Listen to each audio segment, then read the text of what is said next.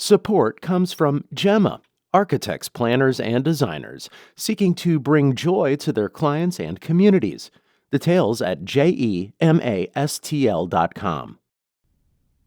From St. Louis Public Radio, this is St. Louis on the Air.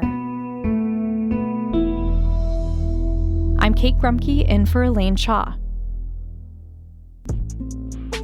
St. Louis Public Schools Board of Education fired Superintendent Millicent Borishade last Friday. Borishade served in the role for just over a year and previously served as Deputy Superintendent and Chief of Schools. STLPR's Hiba Ahmad was at the district's downtown office when the news broke, and she spoke to Borishade immediately after the meeting. What did they say to you? Today is your last day. You are terminated. And there was no conversations around maybe... There was no conversation. Hiba joins us now with more information on what happened and what's next for Borishade and St. Louis Public Schools. Hiba, welcome back to the show. Thanks for having me. So, Hiba, was this a surprise? A little bit, yes. We weren't expecting this special closed meeting on Friday morning, but, it was posted on the agenda. I got a tip, and that's how we kind of learned that, there was a personnel and legal matter going on, and that usually signals that somebody is about to lose their job or there's about to be some sort of leadership change. Head down to the downtown office, and I was there pretty much all day waiting for an announcement, but we later learned after Borishade actually came and talked to myself and another reporter that she had been terminated without cause by the board. And so what have you been able to glean about why she was fired by the school board? Yeah, so the board hasn't released any sort of official reason for this, and it's possible that they won't. There is a press conference at 2 p.m. today, and usually they don't comment on personnel matters. But the thing is that when I spoke to a lot of the school board members when they were running for this board back in the spring, many of them had concerns around Borishade's leadership. We should say that, she was serving as chief of schools when she first joined SLPS back in 2023. Then she became deputy superintendent. She was brought over by former Superintendent Keisha Scarlett, who was later fired by a previous iteration of the school board for alleged misuse of, public funds and breaking hiring protocols in the district. So there was always a little bit of trust issue there, I think, among the board members. They brought that up when I talked to them ahead of those elections. But, since they were elected, they seem to put forward a pretty united front between the district superintendent and the new board. So in that way, it is a bit of a surprise that, that they took this action on Friday. And the timing is a little interesting with this, too, right? Mm-hmm. Did she become the superintendent right before all those new people came in? Correct, yes. So the previous iteration of the board did install Borishade in a permanent role as the district superintendent, had offered her a contract. So she was supposed to be working with the district for years to come. And so it's the timing is very tricky, but yeah, it's confusing as to why they took this action on Friday.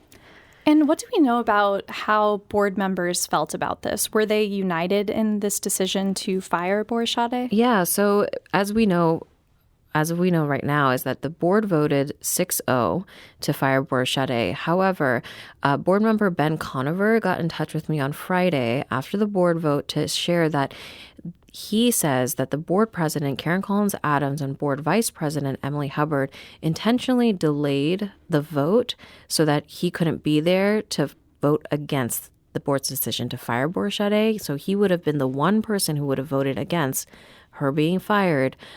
He says that he had to leave. He had to teach at noon. He says the leadership knew that was the case.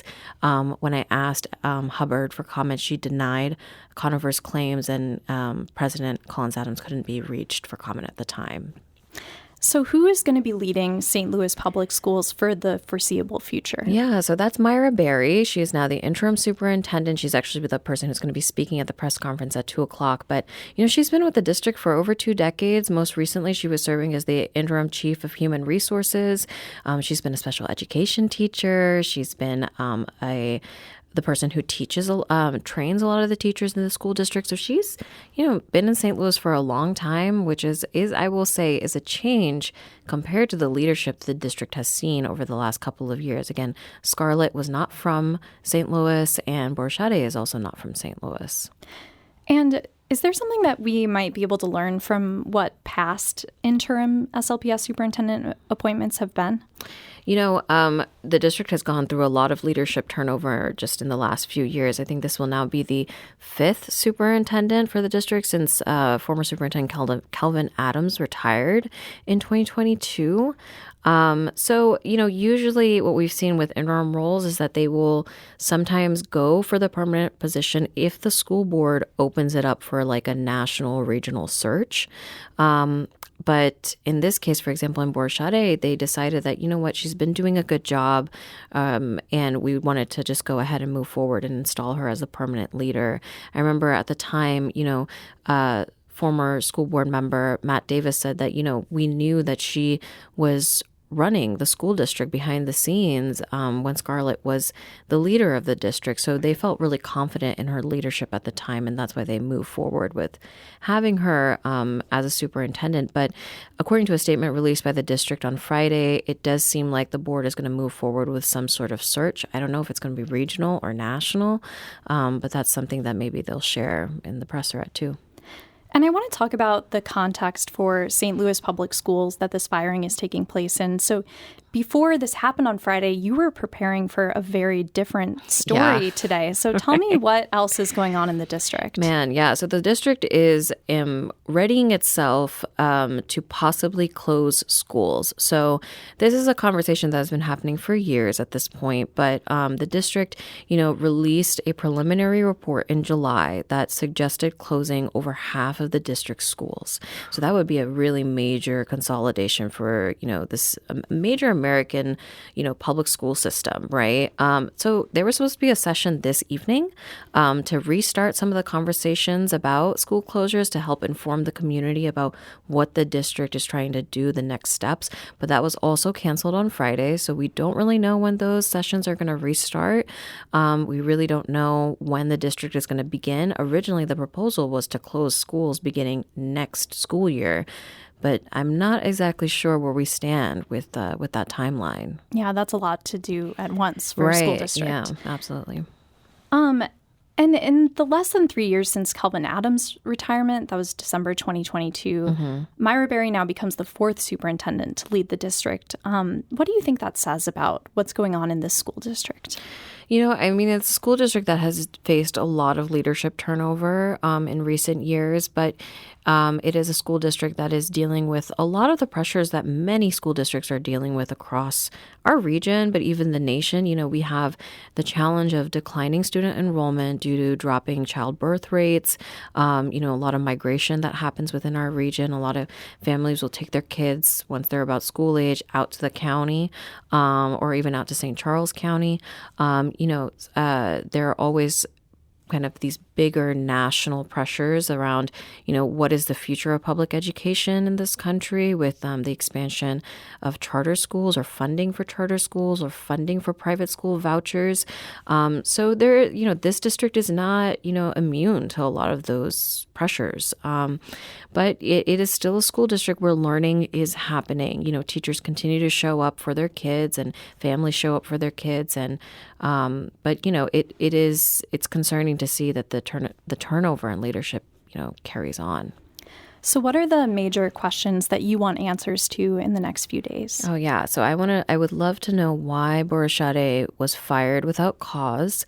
And I would like to see whether or not there is additional leadership turnover. When a superintendent comes in to a school district, they usually hire or bring on new cabinet level people. So these are the director of transportation, the chief of operations. So are those folks going to kind of stay in their positions to help provide some stability for the district? And then I'm curious to hear, what the board kind of signals to the community about what this leadership turnover means for their school district. There's also a lot of concerns around possible intervention from the state, even though nothing has been confirmed. But, I want to see some answers, hopefully, today and the coming days ahead. Hiba Ahmad is STLPR's education reporter. You can find more of her reporting on this story on our website right now, stlpr.org. This episode was produced by Emily Woodbury. Audio engineering and podcast design by Aaron Dorr. Our executive producer is Alex Hoyer. St. Louis on the Air is a production of St. Louis Public Radio. Understanding starts here. Do you find yourself regularly listening to episodes of St. Louis on the Air? Suggest us to a friend you think might enjoy our conversations. And leave us a review and rating on Apple Podcasts on the App Store. It's the simplest way to help people discover our show. Thanks. St. Louis Public Radio is a member-supported service of the University of Missouri St. Louis.